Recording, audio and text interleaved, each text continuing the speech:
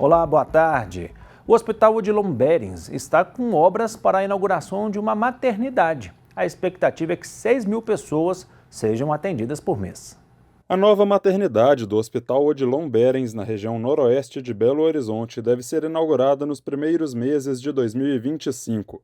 O novo edifício, anexado à unidade, vai contar com um bloco de 6 andares, com 100 leitos ao todo. A previsão é de que cerca de 6.000 atendimentos sejam realizados mensalmente. As obras da maternidade foram visitadas nesta quarta-feira pelo Poder Executivo da capital mineira. Estão sendo investidos aqui muitos recursos em equipamentos novos e mais modernos que também qualificarão a assistência, vai nos proporcionar um melhor atendimento àquilo que o Hospital Odilon Berens já é referência, o pronto-socorro ginecológico, o atendimento às vítimas de violência sexual, enfim. É uma obra que, felizmente, está muito perto de ser entregue à nossa comunidade e que, com certeza, vai qualificar muito a questão da linha de cuidado materno-infantil, porque se trata de um prédio robusto de 6 andares, de mais de 5.000 metros quadrados de área, que está dentro de um complexo hospitalar, que é o Hospital Odilon Berens, que tem todo o aparato de medicina geral. O Santuário Arquidiocesano Nossa Senhora da Saúde, em Lagoa Santa, inaugurou uma nova praça durante o jubileu da padroeira da cidade, a Praça Mãe da Piedade. O nome da praça foi sugestão do arcebispo Dom Valmor Oliveira de Azevedo e acolhida pelos evangelizadores do santuário e pelo poder público municipal. No centro da praça, destaque para a imagem de Pietà, réplica da obra do renomado artista Michelangelo, que viveu no século XV. A praça fica em frente ao Santuário Arquidiocesano Nossa Senhora da Saúde. A região episcopal Nossa Senhora Aparecida convida as comunidades de fé para participarem da peregrinação ao Santuário Basílica Nossa Senhora da Piedade, padroeira de Minas Gerais. Será no próximo sábado, às 9 horas da manhã. A programação convida os fiéis para a hora santa e atendimento de confissões, momentos de louvor, bênção do Santíssimo e Santa Missa presidida por Dom Nivaldo dos Santos, bispo auxiliar da Arquidiocese de Belo Horizonte, e concelebrada pelos padres das paróquias da região. Todas as atividades serão realizadas na Basílica Estadual das Romarias. Para participar, é necessário fazer o cadastro no site do santuário. A arte quebra barreiras e é uma forma especial de manifestação. Prova disso é um espetáculo que começa hoje em Belo Horizonte e fica em cartaz até domingo. A Fernanda Pontes tem todos os detalhes para a gente. Boa tarde, Fernanda. E André, boa tarde para todo mundo que acompanha a gente agora. Pois é, de hoje até domingo, o Teatro Raul Belém Machado recebe o espetáculo Aptá, que traz como temática a relação entre pai e filho que está dentro do transtorno do espectro autista. A Ana Maria Fernandes é a diretora artística do espetáculo, está do meu lado, vai bater um papo comigo, né, Ana? Boa tarde. Conta pra gente um pouquinho o que traz o espetáculo, como é que surgiu a ideia do espetáculo. Então, esse espetáculo, ele tem em cena o Bernardo Gondim, né, que está em cena e que entrelaça aí a dança e o teatro. E ele é inspirado do filho dele, Manuel, de características do filho dele, mas também traz memórias do pai do Bernardo, que faleceu há pouco tempo, durante o processo de criação. Então, é um espetáculo que é permeado por características, como eu dizia, do filho dele, que está dentro do espectro autista, e por essas memórias do pai. A gente está aqui na montagem, né? O espetáculo já começa hoje. Eu queria que você contasse para a gente o que significa o nome Aptá e o que o público, né, que chegar até aqui vai conferir nessa mistura de dança e teatro. Então, é um espetáculo, eu esqueci de falar isso, é um espetáculo, ele parte do universo do Manuel e ele parte de carrinhos. Que durante o processo de criação foi algo muito forte, que apareceu, assim, um lugar de foco de interesse do Manuel, muito forte. E aí, a partir desses carrinhos, a gente traz um universo poético que aí permeia essa história de memórias e da própria história do Bernardo. E esse universo aqui que a gente traz, né, é um universo também que traz todo repleto de memórias, então tem objetos significativos de memórias. E o termo Aptá, essa palavra ela foi o Bernardo que escolheu, Aptá. A palavra em si mesmo, ela significa uma árvore da Índia, da qual a gente faz instrumentos musicais, mas ele também escolheu optar por 2 outras razões, que era como o Manuel se nomeava, ele se autonomeava há pouco tempo, e também essa palavra aptar, que no masculino apto. E aí a gente fala da nossa sociedade capacitista, né, que define quais pessoas são ou não aptas a certas coisas. Eu queria que você falasse justamente sobre isso, né, a importância de trazer essa conscientização sobre o TEA para dentro do teatro, para dentro das artes como um todo, né? A gente está trazendo aqui características do espectro autista. O espectro autista é muito grande, né? Eu acho que a gente pode falar que existe um autismo para cada pessoa autista.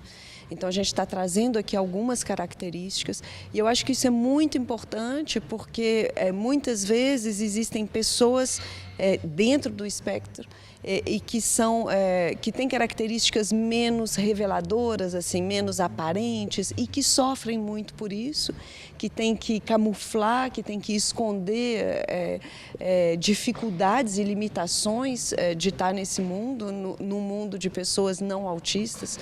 Então, acho que é muito importante nesse lugar de encontro entre pessoas autistas e não autistas, da gente perceber que não são só as pessoas autistas que têm que fazer um esforço para estar neste mundo não autista, mas muito ao contrário. Assim, o que a gente tem que fazer, o que precisamos fazer para realmente acolher as pessoas da forma como elas são, com as limitações que elas têm e as nossas próprias limitações, né? Como se dá esse lugar de encontro em que não é só um que tem que fazer o esforço, mas é um esforço coletivo. Certo, Ana, muito obrigada pela sua participação. André, isso, o Teatro Raul Belém Machado fica aqui no bairro Alípio de Melo. Eu volto com você. Muito obrigado pelas informações, Fernando. Boa tarde para vocês.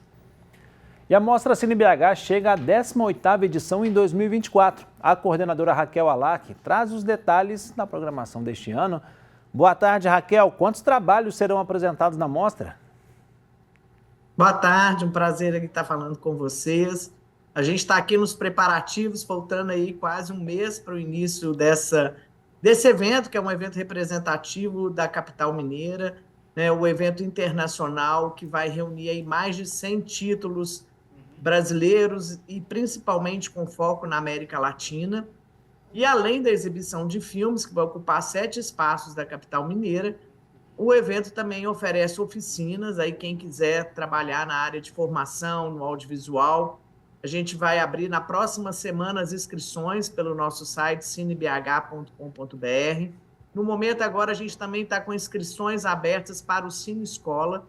É um trabalho que a gente desenvolve cinema e educação, essas duas linguagens que se enriquecem mutuamente. Então, os professores das escolas que quiserem levar seus alunos para participar do evento, vai lá também no nosso site, cinebh.com.br, que as inscrições das oficinas já estão abertas. E uma boa notícia é que neste sábado, agora dia 24, nós vamos fazer o Esquenta Cine BH, uma exibição especial de um filme espanhol, com a presença do roteirista Francesco Escribano, que vem exclusivamente a Belo Horizonte participar dessa sessão de cinema que acontece às 20 horas no Cine Belas Artes. Então já fica aqui o convite, quem quiser conhecer um pouquinho da nossa mostra, já começa agora nesse sábado, dia 24, às 20 horas, com essa sessão especial de um filme muito bacana que retrata uma história real de um projeto que mostra como que a educação pode ser um agente transformador na vida dos alunos, né, de uma comunidade, de uma cidade, de uma nação. E esse filme traz um pouco essa história do professor que prometeu o mar. Então fica aí o convite, a entrada é gratuita, os ingressos vão ser distribuídos 1 hora antes da sessão, então a partir das 7 horas da noite, no Cine Belas Artes, ali na rua Gonçalves Dias, perto da Praça da Liberdade, acontece essa sessão especial da 18ª Cine BH.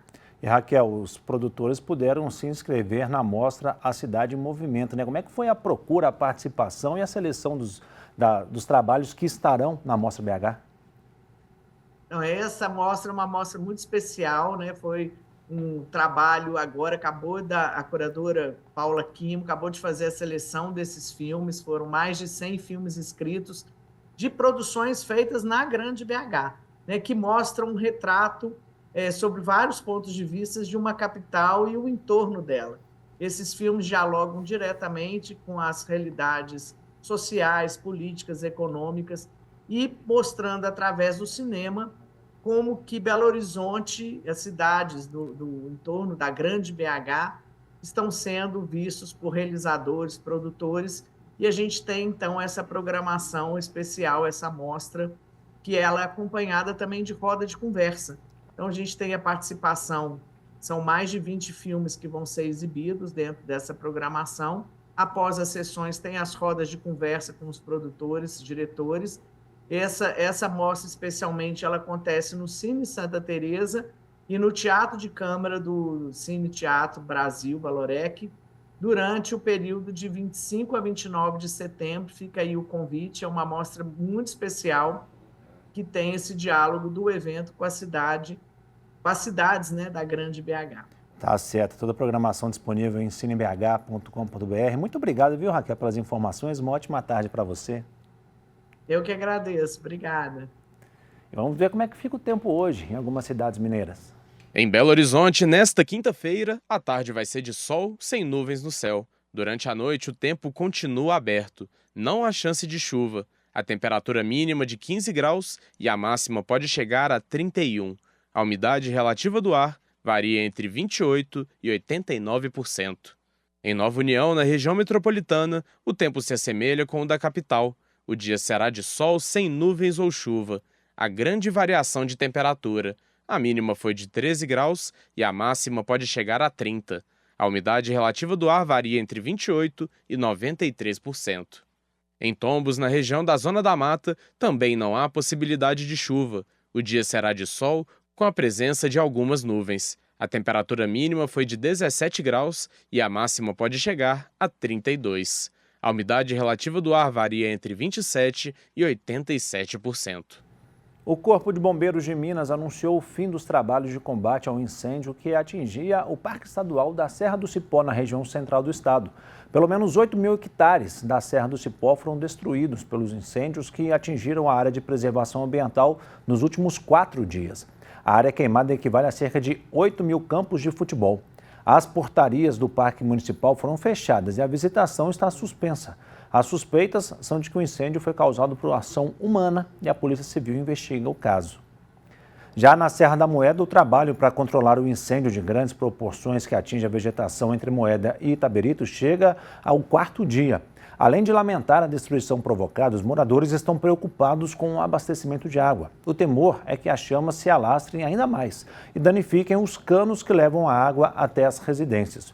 O fogo já se aproxima de um dos principais condomínios da região, no Retiro do Chalé.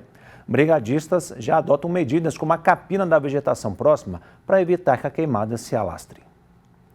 E, infelizmente, o fogo ainda é usado por muitas pessoas para o manejo de áreas verdes, o que contribui para os incêndios florestais. As queimadas são, inclusive, uma ameaça para a floresta amazônica. Após sobrevoar áreas com focos de incêndio na floresta amazônica brasileira, na região de Rondônia, a porta-voz da Greenpeace Brasil, Thaís Banwart, destacou a gravidade do uso indiscriminado do fogo para abrir espaço para a pecuária. A gente pôde ver ali, né, frentes de fogo sobre a floresta para dar espaço à pastagem, porque 90% do desmatamento ele é ocupado por pastagem. A capital de Rondônia está imersa há dias na fumaça devido às queimadas recordes que atingem a Amazônia. De acordo com dados de satélite do Instituto Nacional de Pesquisas Espaciais, Rondônia registrou no mês passado seu pior julho em relação aos incêndios florestais em 19 anos, com 1.618 focos identificados. E a situação continua piorando, com 2.114 focos já registrados de 1º a 19 de agosto. Então a gente quer demonstrar, algumas dessas propriedades elas também estão embargadas. A gente quer demonstrar a gravidade do problema do uso indiscriminado do fogo na Amazônia e de como as instituições financeiras precisam ter uma solução para impedir que recursos do crédito rural cheguem nessas áreas que acabam contribuindo para essa situação de ilegalidade. Porto Velho, com 460 mil habitantes, registrou nesta terça-feira a pior qualidade do ar entre todas as grandes cidades brasileiras, segundo os dados do organismo de monitoramento independente IQ Air. Vamos falar de futebol. O América ficou no 0-0 com a Chapecoense pela Série B do Campeonato Brasileiro. O Coelho é o time que mais empatou na competição. Foram 11 jogos em 22 disputados. Com o resultado, o América caiu para a 5ª colocação. Hoje o Cruzeiro tenta a classificação para as quartas de final da Copa Sul-Americana. Às 9h30 da noite, a Raposa recebe o Boca Juniors no Mineirão. Os argentinos venceram o primeiro jogo por 1-0. Então o Cruzeiro precisa vencer por 2 gols de diferença ou mais para avançar. Se vencer por 1 gol de diferença, a disputa da vaga será nos pênaltis.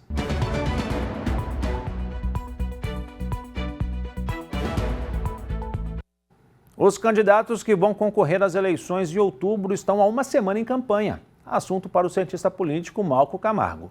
A campanha eleitoral começou em Belo Horizonte. O eleitor já pode ver bandeiras nas ruas, gente neste sol, neste calor, segurando bandeira e declarando voto ou pedindo voto para o candidato A, B ou C. Um tipo de campanha cara, parece de tempos atrás, não combina com o tempo atual, mas pelo menos serve para que podemos ver que, de fato, a eleição chegou. Mais do que isso, está quase na hora. Quase na hora de definir os rumos da cidade. E os rumos não podem ser definidos por quem tem mais bandeira, quem tem mais placa, e sim por quem tem melhores programas. Porque tem mais capacidade de implementar políticas públicas, porque tem mais capacidade de articulação. Campanha é um bom tempo para a gente separar aqueles candidatos que ganham a campanha no dinheiro, na visibilidade e às vezes até na compra de lideranças, daqueles que de fato têm possibilidade de entregar políticas públicas para Belo Horizonte. E, cá para nós, Belo Horizonte está carente de políticas públicas há um bom tempo, né?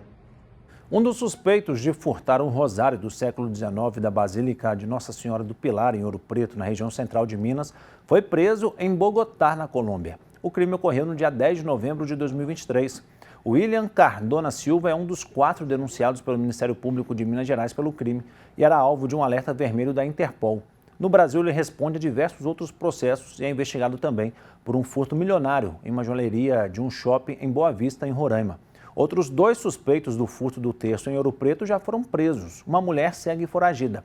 O rosário beneditino, com elementos em ouro, faz parte do acervo da Igreja de Pilar, tombada pelo Instituto do Patrimônio Histórico e Artístico Nacional, e continua desaparecido.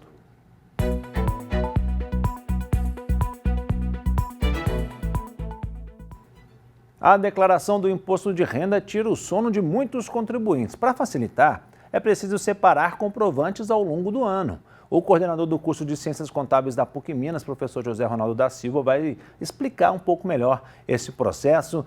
Boa tarde, Ronaldo. Coletar notas fiscais durante o ano é o segredo para uma declaração tranquila?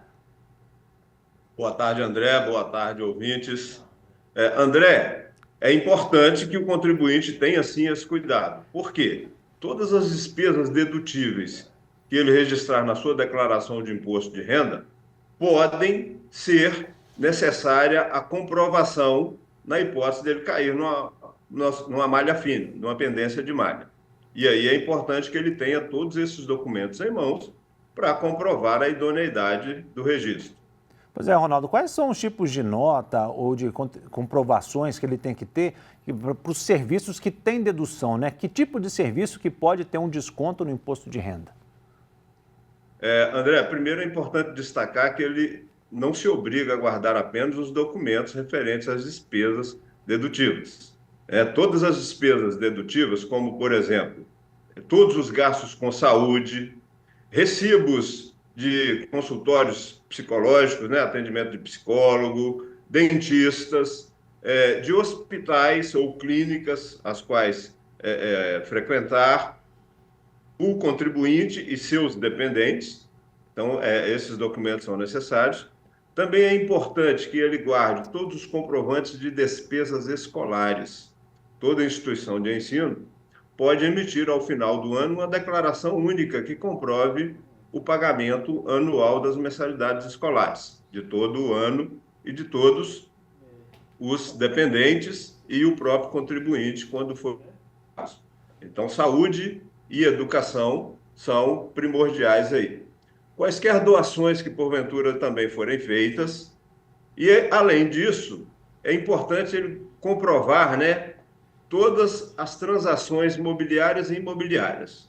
Então, recibos de compra de imóveis, contratos de compra e venda, né, bens móveis, bens imóveis, veículos, motos, quaisquer veículos automotores, né, é importante que ele guarde esses comprovantes, e principalmente no caso de imóveis, que envolve um valor mais significativo, então é importante também ele ter essas comprovações. E por quanto tempo o contribuinte tem que guardar essas comprovações?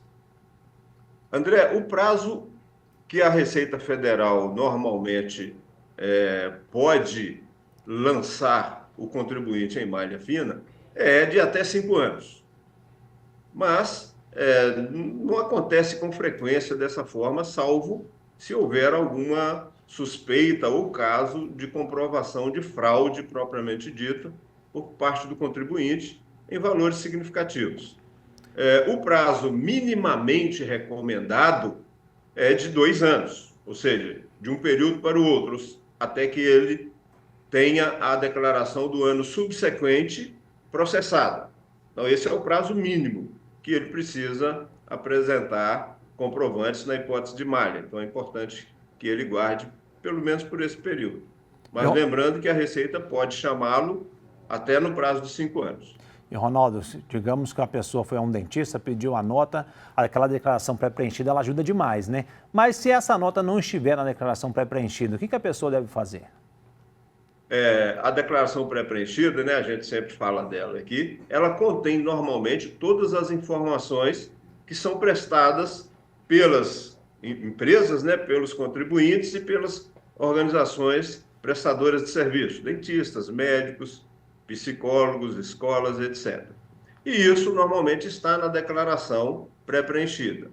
Quando não, ou quando o valor for divergente daquilo que efetivamente está comprovado, basta que ele altere isso na própria declaração. Então, quando ele estiver preenchendo a sua declaração, ele vai confrontar lá os valores e viu que está divergente, para mais ou para menos, ele mesmo faz a alteração do valor e ou o registro de novos gastos que tenha incorrido e que não estejam na declaração. Isso certo. Pode acontecer com rendimentos e com gastos. Tá certo, Ronaldo. Muito obrigado pelos esclarecimentos. Uma ótima tarde para você.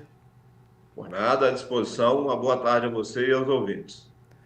Se você ainda não faz parte da família dos devotos de Nossa Senhora da Piedade, eu te convido a conhecer o projeto. Aponte a câmera do seu celular para o QR Code ali no canto, para ter informações e se tornar um membro dessa família, que ajuda na manutenção e desenvolvimento dos projetos sociais da nossa arquidiocese, além de cuidar de um dos principais patrimônios dos mineiros, que é o Santuário Basílica Nossa Senhora da Piedade.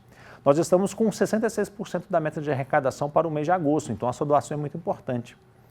Você pode sugerir assuntos para a gente discutir no Horizonte Notícia pelo WhatsApp 31 99680 2910. E para rever as reportagens que foram ao ar, acesse o nosso canal no YouTube, que é o @Horizonte Notícia TVH. Nós voltamos amanhã, 12:30. Fique com Deus e até lá.